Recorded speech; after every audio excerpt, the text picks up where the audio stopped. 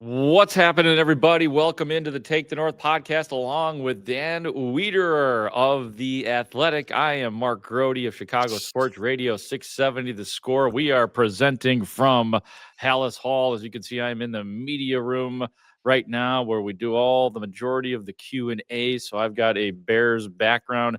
And Dan, you have a very dramatic background in the spot that you have, I'm guessing you're in the atrium right now, like at the I'm top downstairs. floor? I'm Okay. downstairs here. Yeah, and this is a beautiful video board behind me, and it's going to give some people some dizzy spells that are watching on YouTube.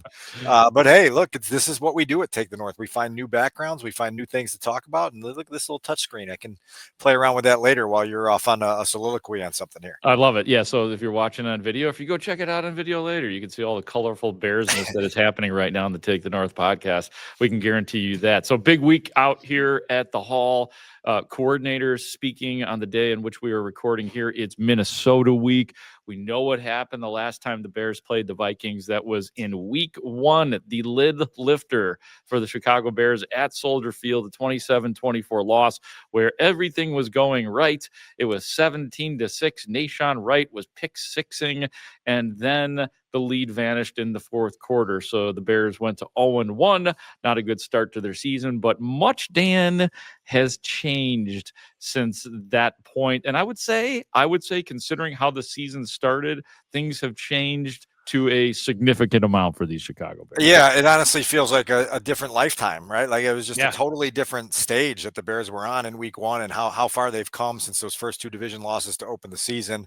I think they obviously have renewed confidence in who they are and where they're headed.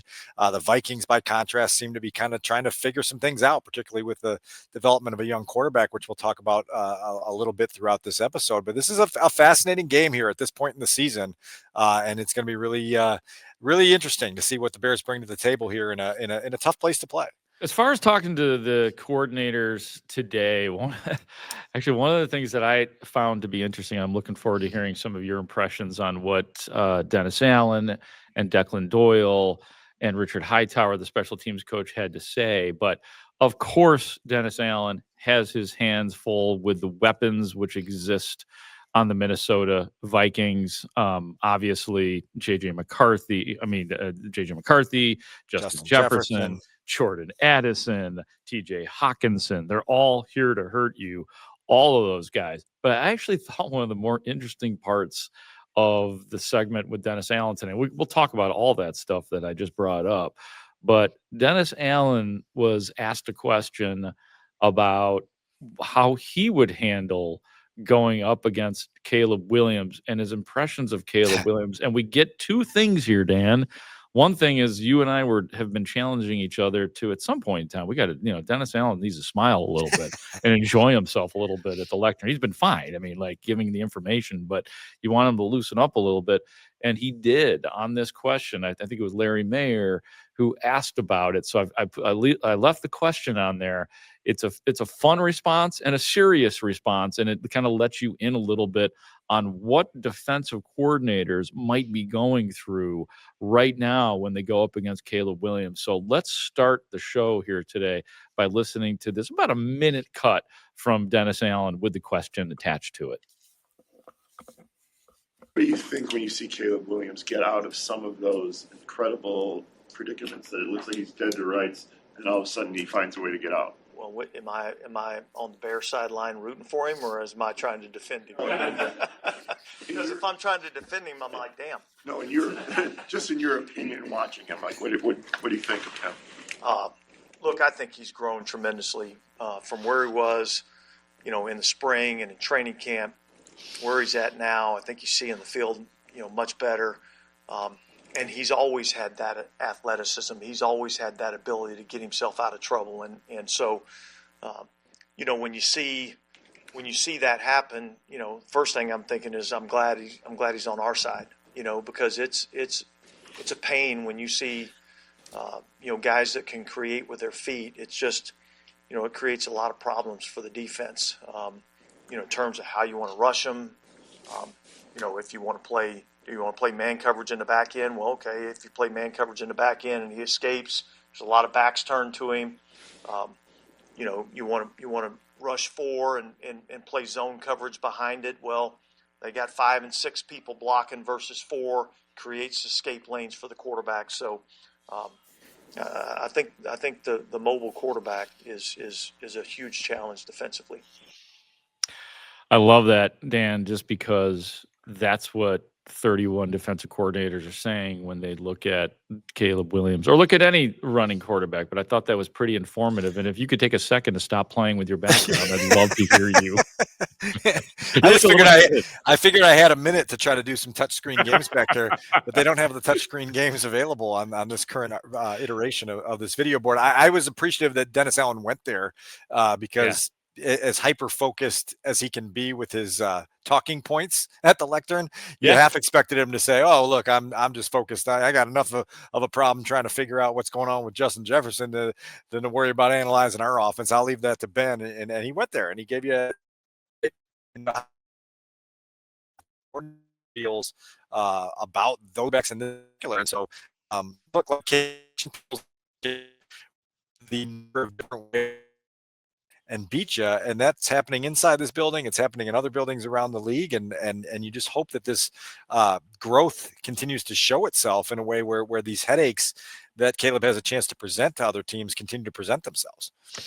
What stood out to you from, I know you weren't in the room for the entire Declan Doyle press conference because you were out talking to defensive assistants in the hallway in the atrium area at Hallis Hall, which is offered to us every week. We all got to make our choices. But in the time that you were in here, anything stand out to you from Declan Doyle? Well, it's such a challenge, right? Like you want to be in multiple places at once. It's a less than ideal setup. There goes Grote. He just disappeared from the screen. He'll be back in a minute, I'm sure. I feel like there's a situation here where you're trying to learn as much as you can about this football team. And Grote, it's my understanding that you and I asked very similar questions to Declan Doyle. While I was in the hallway, you led off the Declan Doyle session with a question, and then I offered a slight variation on that.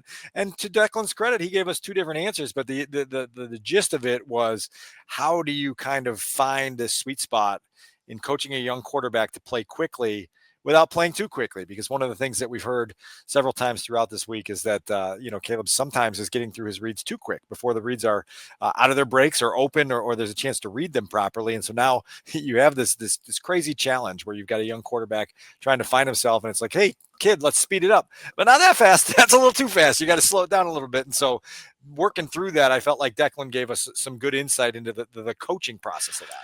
Yeah, and it's eyes and feet and matching them up and coordinating that part, and that's something that they've been talking about since day one. So we know that's still a work in progress. And I think it's difficult what Caleb Williams is trying to pull off because he's accomplished one thing, and that is to lessen the number of sacks. He has been terrific at that. Yeah. Part of it has been getting out of there, getting rid of the ball, running with the ball, throwing the ball away, running out of bounds, whatever the case may be. But that also occasionally causes the complication of him ejecting from the pocket too quickly, what we're talking about. So in some ways, I feel the struggle for him in that regard, because it's got to be a really difficult thing to do. You're paying Peter to pay Paul, or how does that go? Like, you're doing one thing, but the other thing is still affecting the other thing. And that is not seeing the receivers down the field if he's ejecting from the pocket. So I look at this as not a way to criticize Caleb Williams in this particular case, but that they're all admitting, and Caleb said it yesterday, and I don't remember if Declan Doyle said it, but that's the next level. That's the next step. And I'm okay looking at Caleb Williams in that regard. Okay, he has eluded sacks. Now the next part is, can you hang in there that extra tick longer to potentially make a big play down the field? That's not easy, but it's attainable. I think the phrase you were looking for, by the way, is if Peter fools Paul, shame on Peter. But if Peter fools Paul twice, then don't mess with Texas, right? Like, I think that's how that saying goes. But I think what you're describing there is quarterback play in the NFL, and without question, the one thing from my time covering this league that my appreciation has grown exponentially is the understanding of how difficult this position is. Yeah. Because once you've mastered one line on the checklist, the next level is even harder, and it's more involved, and it's more sophisticated, and it's more detailed, and you're feeling that now with like there's a lot of applause for like, good job, Caleb's progressing, and then you see the next step and you're like, oh God, this is even harder. And and it's gonna be that way for the duration of his time here. And so that's it. That's why it's such a mentally fatiguing position, why it's such a demanding position. And this is a coaching staff here that I think has been awesome for us in providing sort of the cheat sheet and how to evaluate the quarterback through their eyes, right? The things that they're focusing on at each stage. And this is one of them here, right? Like there's the combination of the two things you talked about, the sack avoidance and ejecting the pocket. And we'll get into a little bit of that in a bit. And then there's that whole concept of just being capable of being on time. And you mentioned the marriage between feet and eyes. And Declan, I thought today, said two other things that struck me, was just this idea that you have to treat every rep as game-like in order to create the habit that you need to be in. And then he just said that you also have to be open to the criticism and the correction process, which seems to be going well here, to be honest, inside of Haugh. And I think that's really predicated on crystal clear communication. This coaching staff's been great at it. And Caleb, here's what they're saying. Now it's about applying it in real time against really, really angry defenses that are coming to make your life miserable. No doubt. And from robbing Peter to pay Paul, I'm having a hell of a day with words today, because when the special teams coordinator Richard Hightower was up there, I brought up a comment to last week, of course, the great Sean Landetta of the Giants. I'll just call him that for our purposes. I can't remember the punter's name off the top of my head. He shanked a punt last week. I asked the question to Mr. Hightower about muffing a punt, and he's like, wait, what are you talking about? We didn't muff a punt. And I was like, oh God, am I off a week? Right. No, I used the wrong word. Shank, muff. I had muff on my mind, I guess, Dan. What can I say? That doesn't surprise me. The punter's name is Jamie Gillen Grote, and he's the New York Giants punter, and he did indeed. You're filthy, by the way. I don't know what he did shank that. That was tough. He did shank that punt in the fourth quarter the other day. I was able to ride to your rescue there with Richard Hightower and say, I think the shanked punt, and it was good TTN teamwork there. It really was. Thank you. It ended up creating a nice little discussion there, because I felt like there was something about that play, which is the reason you asked about it to begin with, that was super notable for the Bears. One, because the pressure that they had created all day on special teams caused the punter potentially to be a little bit jittery in that moment, even though there wasn't a lot of heat on that particular punt. It was also during a stretch where Caleb had led a fourth quarter touchdown drive, and the defense had responded with a 3-and-out, and they had gotten off the field with a sack by CJ Gardner-Johnson. And you were there, Grote. You felt that swell of momentum inside Soldier Field, and then the punter puts one out of bounds, and now you've got a short field to go lead the game-winning drive. And it's just it's that complimentary football that everyone's seeking. To get it in such a game-defining moment, I think, was huge. And so it was cool to hear HT kind of acknowledge that swell of momentum and what it signifies in terms of this team's belief late in close games. Yeah, and in all seriousness too, like we did not make a big deal out of it, but the special teams needed a big week, and Richard Hightower, or just a week where you didn't make mistake after mistake. They needed a normal week, as we like to say here on the Take the North podcast. So I thought that was important for Richard Hightower and for these special teams as well. So no doubt. Let's get football back on your mind here. Okay. Let's all right. How about this? How about I do this? Why don't we do our Take the North game spotlight? All right. And Daniel, the Chicago Bears. Talk to me, Dan. Let's talk about this, because everybody's talking about this. The Bears are what? They're 6-3. The Bears are what? In first place. The Bears are what? In the playoff picture right now. How seriously do we take the Bears as a playoff team through 9 games, knowing what we know, seeing what we have seen from this football team this year? I had a little fun at The Athletic this week, and I wrote a little column for Thursday morning asking 50 questions that are facing the Bears the rest of the regular season. There's 50? No answers. No answers provided, Grote. Just questions. Wow. It's just questions. So you can go through there. And the very first question is are the Bears a viable playoff team?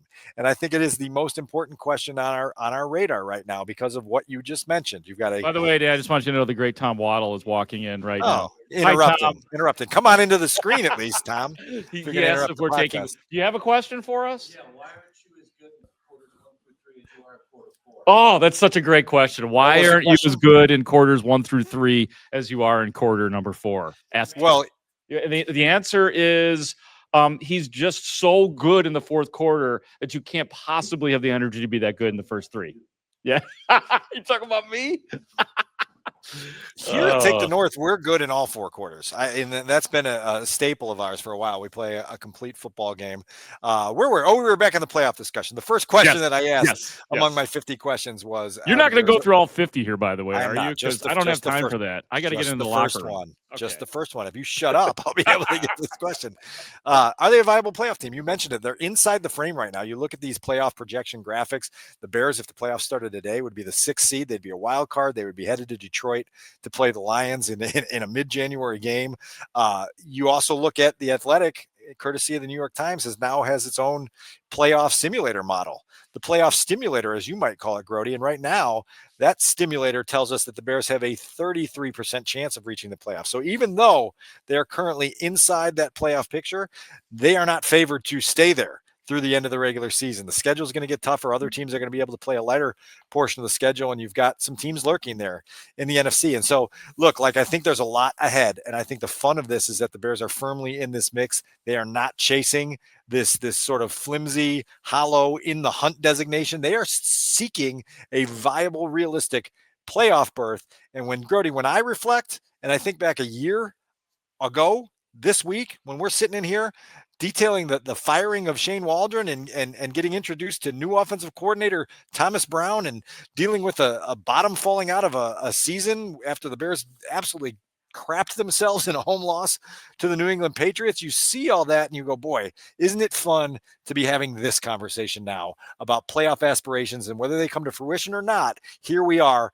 You take it away from there. Yeah, I mean, it's more enjoyable from every perspective. It's more enjoyable to be a reporter. It's more enjoyable to ask questions. It's more enjoyable to be in the locker room. And I certainly think it's more enjoyable for the people that are listening to this podcast. And everybody wants to know what the scoop is when things are going bad and there's gossip. And of course, we'll bring all of that. But how about this new era, or at least what it is right now? Winning is a blast. And honestly, I've had moments, Dan, where I've been in the locker room or been in this interview room and just I realize the feel is just different. You don't have to have that. I think there's like an anxiety that goes with a losing team for all parts, every single part of a building in a National Football League facility. There's no question about it. And what it does here now is it creates games with significance, right? And you walk into Minnesota on Sunday with a game that means a ton to your season. I mentioned that playoff simulator, and we ran the model yesterday. If the Bears win this football game, their chances of reaching the postseason go up to 49%. If they lose, it plummets to 24%. It gives you a little bit of a sense of what's going to be on the line with each of these weeks as they try to find their way across the finish line of this regular season, still inside that playoff frame. And so it should be a fascinating game, again, against the Vikings team that is beatable, but certainly not a pushover. And it's, like we've talked about the Bears' strength of victory data, and it's 31st in the league. They really have not beaten anybody, to be honest with you. They've only played one team that's inside the current playoff frame. It's the Detroit Lions, who beat them by 31 points in week 2 in Detroit. And so this is a good test Sunday, and it's a good test that has playoff ramifications. We're not always talking about that at this stage of November. Great place to be.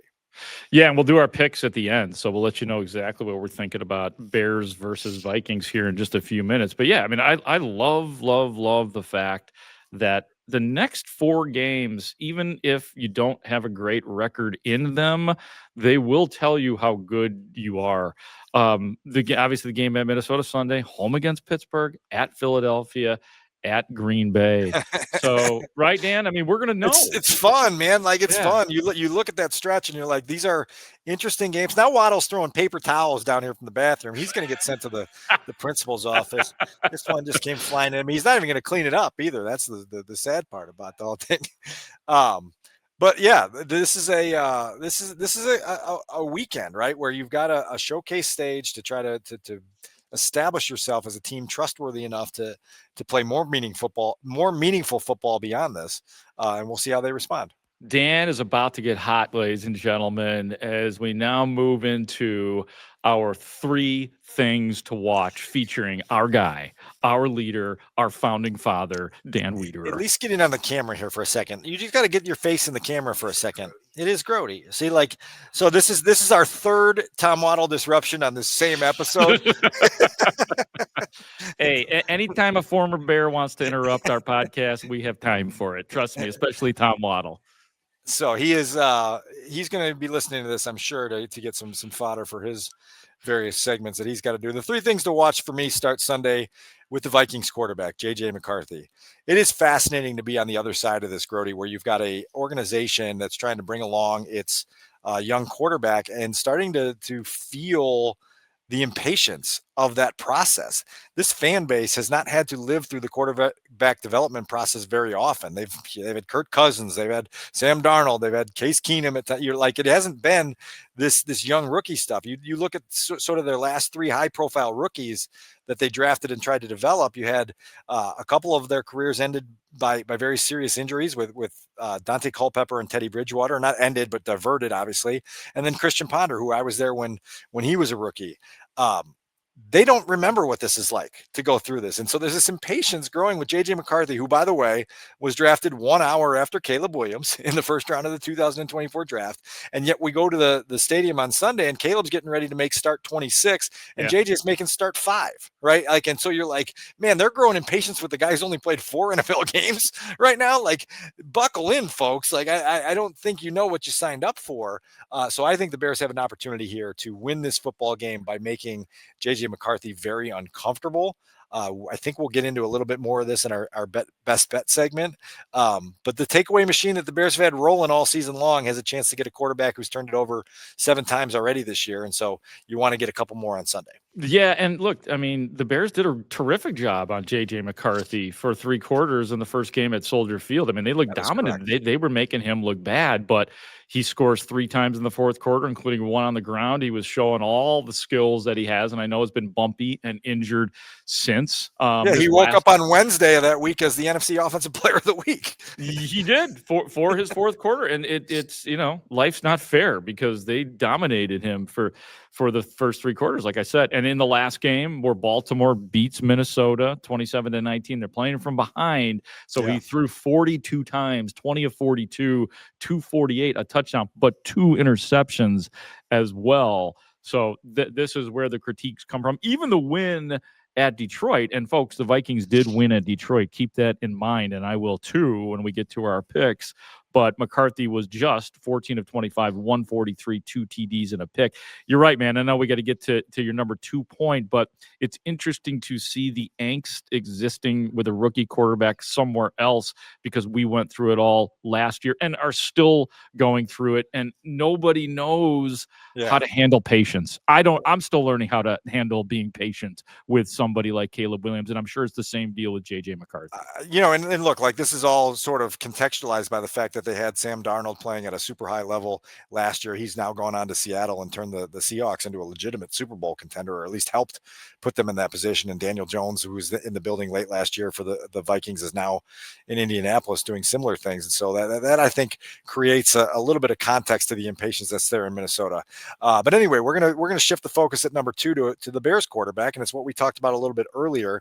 We've got some audio here from Ben Johnson talking about Caleb Williams' sack avoidance. I think you know some of the numbers right now. He has reduced his sack total. At this time last year, I believe it was 38. At this time last year, it's at 14 now. The sack rate a year ago as a rookie was at 10.9%. Now I believe it's at 4.8%, a huge drop. And so you've got a quarterback who has understood instinctually and just with the way that the offense is set up on how to avoid sacks. He's done a good job avoiding sacks against the Brian Flores led defense. And so there's a lot playing into this matchup Sunday against the Vikings. But Ben was asked on Wednesday, I believe it was. It would have been Wednesday. Yes. Yeah. Yes. To just talk about Caleb's ability to reduce that sack total. Here's what the head coach had to say. You mentioned the other day that Caleb has done a good job navigating those situations. Like, what from week 1 to now, how has he gotten better at keeping himself out of those situations, whether it's holding on to the ball, to getting rid of the ball quicker, not holding on to it as long? Are you seeing something that's helping him help himself when he's under pressure? Shoot, I don't think so. I don't know. I think he's getting more confidence with the guys up front. The more he's out there, the more he sees it on tape. There's a few chances in there too that we stay in there just a tick longer and we deliver that football even when the house is burning down. And there's a couple last week that we felt that way. There's a couple of the week before that way as well. So when we talk about it with him, it's you don't want to take away that natural instinct that he has, but yet there's a little bit of, man, if we stay in here, I think this unlocks even more of your game, and we'll have some more explosive plays potentially. And so we're working through that, and I think he's right on track with where we had hoped we would see him at midseason right now.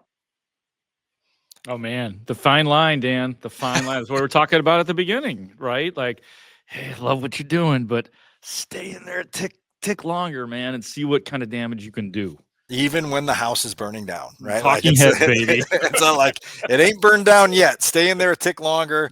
Make sure you get the cat and the dog out of there, and then find a way to make a play down the field. So that'll be worth watching as Caleb goes into Minnesota against a defense that's really difficult to play against. And we're going to get more into that in number 3 here.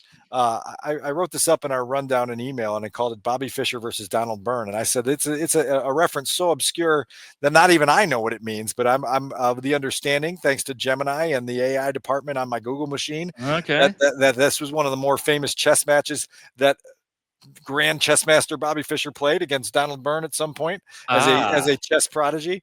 I'm equating this to Ben Johnson versus Brian Flores, just like we did in week 1. And there's a game that goes on here, and it's a different game than a lot of games that are played because both of these guys pride themselves on morphing. You've heard that word said a lot by Ben Johnson since he got here. What he's talking about is the ability to change who you are week to week based on who you're playing and what you want to get done. And it makes preparation for the opponent so difficult when you're able to do that. Well, the Bears are trying to do that offensively. The Vikings do so successfully defensively. And so now you've got this whole guessing game on okay, we know who they are, but are they going to be who they are when we play them? Or are they going to change into something else? And how do we plan for that? The first meeting, Grote, if you recall, the Bears were anticipating a lot of pressure and a lot of blitzing. And we talked about it all week. It's all we talked about. Yeah. In the first half, Brian Flores just sat back and said, you know what, we're going to see what you can do with this. And the Bears were slow to adjust, and they didn't get off to the start that maybe they wanted. It's going to make this a really fascinating game on Sunday. Ben talked on Wednesday, Grote, one, about the evolution that his offense has undergone since the season opener, which, as we referenced, was a long time ago. And then he also talked about the stamina needed to face Brian Flores. Here's a bit of that exchange.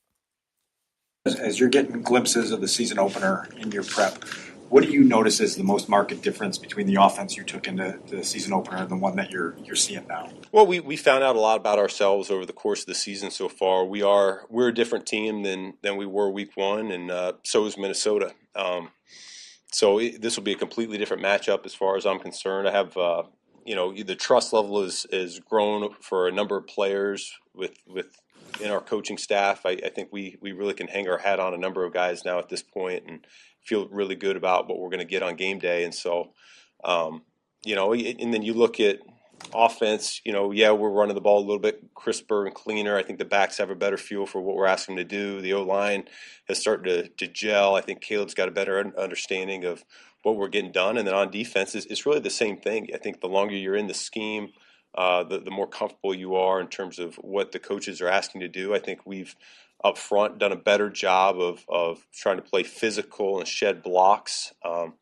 And that's got to show up here for the second half of the season. Mental fatigue you referenced going against this defense. What creates the most strain mentally? Well, it's I'm sure Flo would tell you that it's not that much defense for them, but when you're on an offensive perspective, it just seems like a lot of variety of fronts and coverages and personnel groups, and so he does a good job mixing everything up. And each week's a little bit different. He has a different flavor. he played us a certain way week one that was a little bit different than what maybe you would have seen the last couple years, and then you look at the last few weeks, he changes it up, and so a lot of it's based on who he has at his disposal as well. Week one they didn't have Harrison Smith, and so guys are in, they're out. Van Ginkel's in and out. Renard, we'll see where he's at here this week, and so he does as good of a job as anybody making sure he puts his guys in a good spot and keep the opposing play caller guessing. One of the constant themes here this week, Grote, is this mental fatigue that playing Brian Flores takes on. You heard it from Ben, you heard it from Caleb, you heard it from Declan, just this mental sharpness that's required on every snap. So you understand what you're seeing and what you're about to get. And there is a stamina that comes with that psychologically. Now you have to do it in their building on the road in a noisy environment. It'll be very interesting to see how they handle that.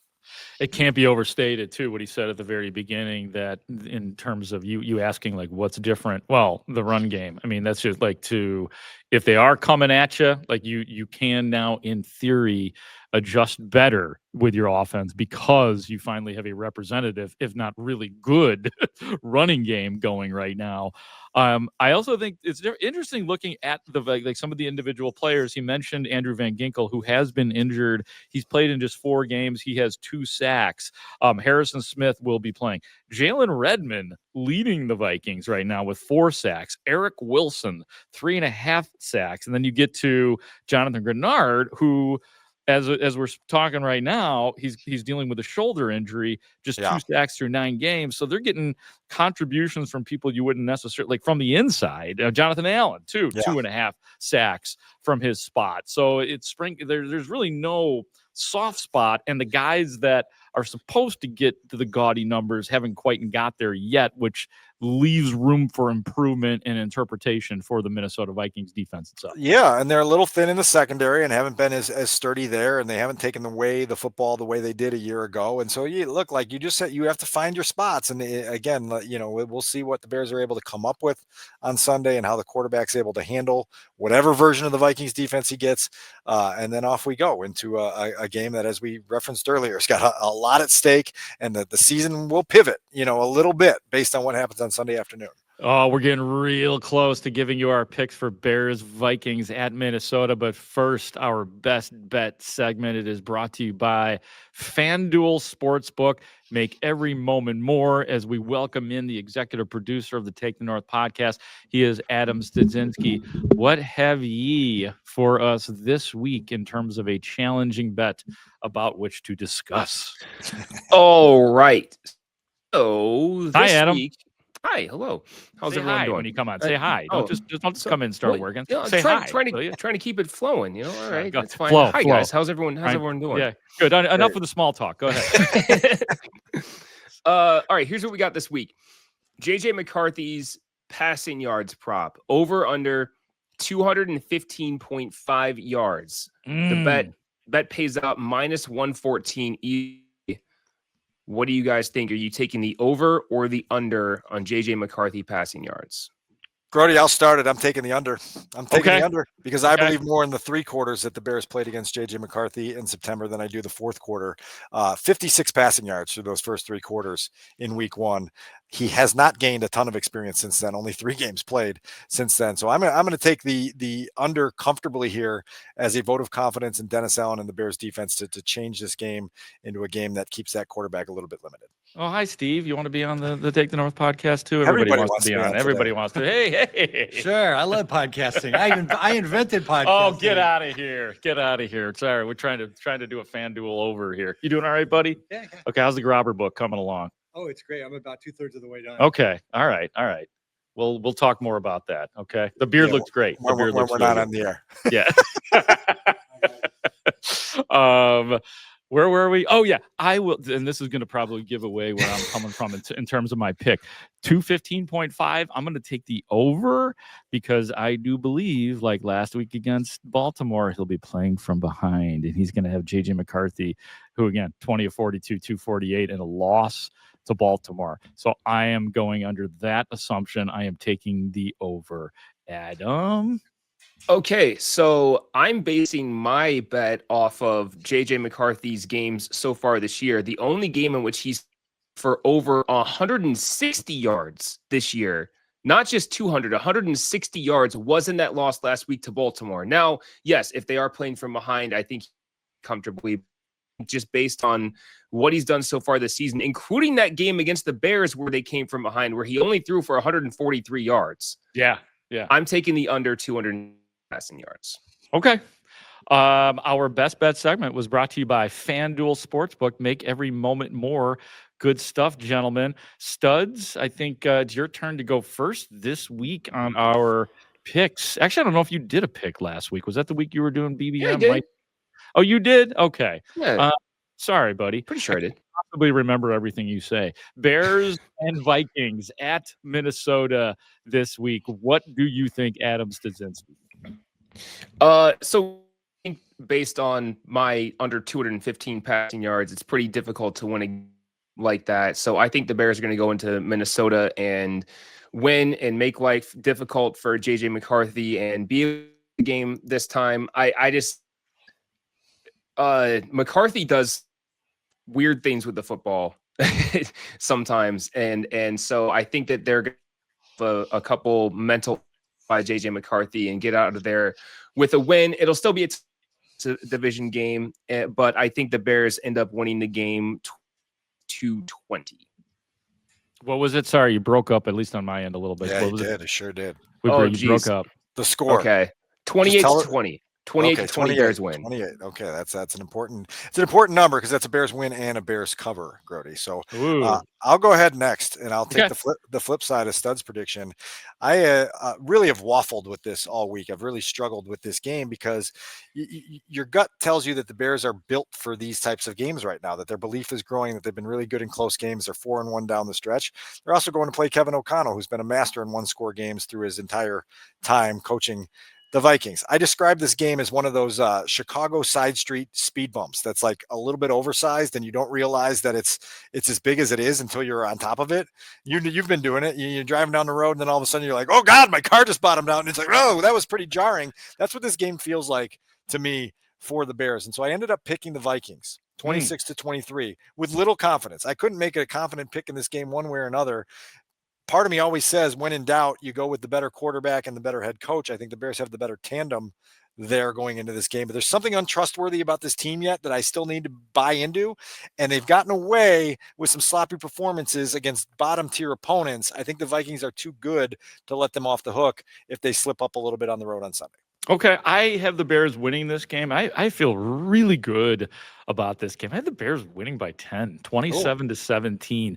I like to think about Ben Johnson in this case, and you spelled it out. His counterpart Kevin O'Connell is excellent as well, but the losing that first game I think sticks with not only Ben Johnson but with the Bears. I know there's only so much adjusting you can do because we've talked about it. Like Flowers is going to do all sorts of different things, and he's unpredictable and all of that stuff. But I like thinking about what Ben Johnson will do differently in this game. I like thinking about the players knowing that they blew this game in the fourth quarter and to not let that happen again. I also think the Bears could very well be back to getting a couple big turnovers, maybe even a pick six. I don't like. Vikings might be good still. They might end up having a good season because the bottom rarely drops out for the Vikings. I just don't think they're good right this very moment. I am picking the Bears to win, and I feel very comfortable about it. Okay, that's going to make for a good discussion when we get to the post-game pod on Sunday night, right? When we kind of revisit what we thought and what actually happened. So it's a good week. It's a good week. This meaningful football, November, Chicago. It's great. It's awesome. And as we're recording this, Dan and I are about to get into the locker room, which again, much more pleasant experience for all parts involved. I absolutely love it at this point. Dan, before we get the heck out of here, anything else? I'm just going to meet again. Two quick things. Full disclosure here. First of all, we changed our normal Thursday recording time to accommodate me.